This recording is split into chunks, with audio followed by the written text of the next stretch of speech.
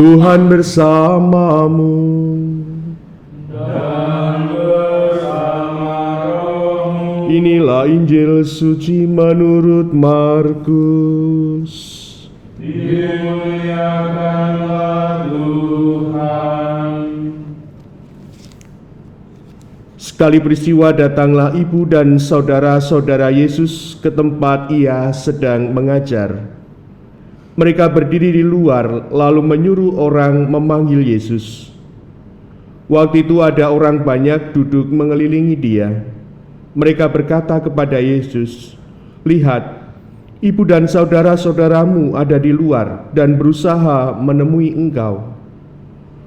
Jawab Yesus kepada mereka, "Siapa ibuku? Siapa saudara-saudaraku?"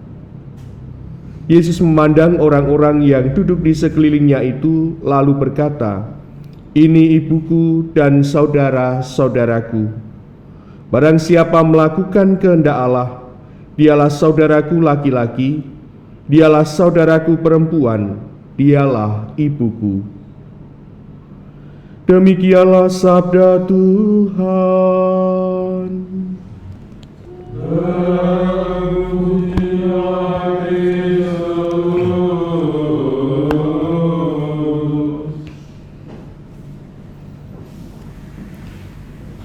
Saudari dan saudara yang terkasih, begitu banyak kelompok, grup atau komunitas yang dipertemukan karena punya kesamaan tertentu.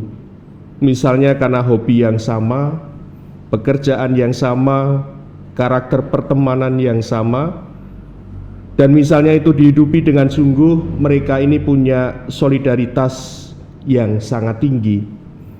Misalnya komunitas sepeda motor yang kita lihat di jalanan, mereka juga datang dari berbagai tempat, istirahat hanya di seputaran SPBU, tapi di antara mereka punya rasa persaudaraan yang lebih. Dan disinilah juga ada titik temu. Bahkan dalam kelompok-kelompok semacam ini, ada semboyan dalam bahasa Jawa, pedote balung iso disambung, pedote sedulur iso ajur.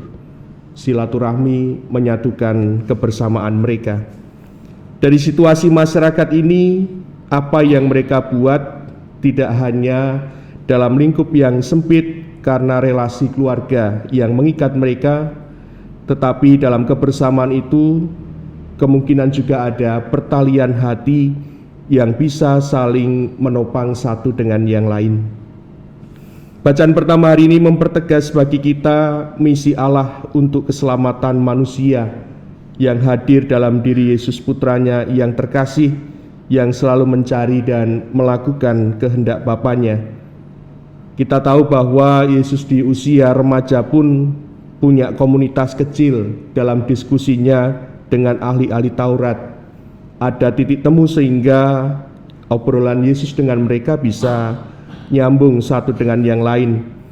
Tapi dari peristiwa ini, ketika orang tuanya mencari Yesus, keberadaan yang ada di bait Allah itu, Yesus menjawab, "Tidakkah engkau tahu bahwa aku harus berada di rumah Bapakku?"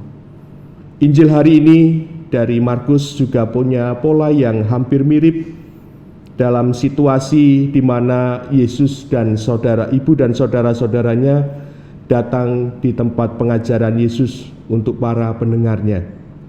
Jarak cukup jauh, puluhan kilometer. Akhirnya dari keluarga itu meminta orang lain untuk memanggil Yesus. Yesus pun juga menjawab, "Siapakah ibuku? Siapakah saudara-saudariku?" Para pendengar sabda dan pengajarannya saat itu menjadi sebuah komunitas baru, lintas ikatan darah atau keluarga.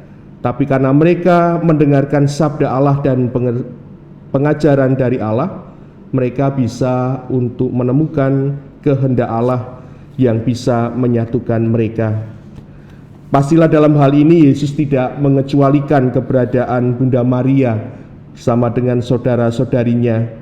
Yesus juga pasti memahami ibunya sebagai pribadi yang taat pada kehendak Allah, selalu melaksanakan kehendak Allah, juga nanti sampai pada akhirnya di mana Yesus dalam peristiwa penyaliban, Bunda Maria juga setia berada di bawah kaki salib.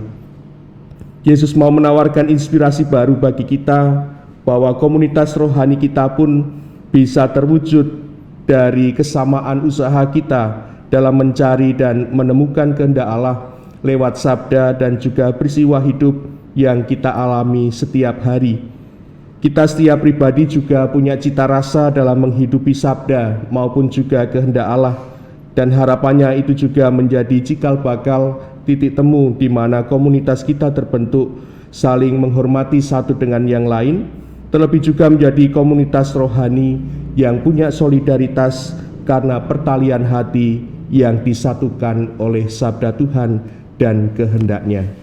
Kemuliaan kepada Bapa dan Putra dan Roh Kudus. Seperti pada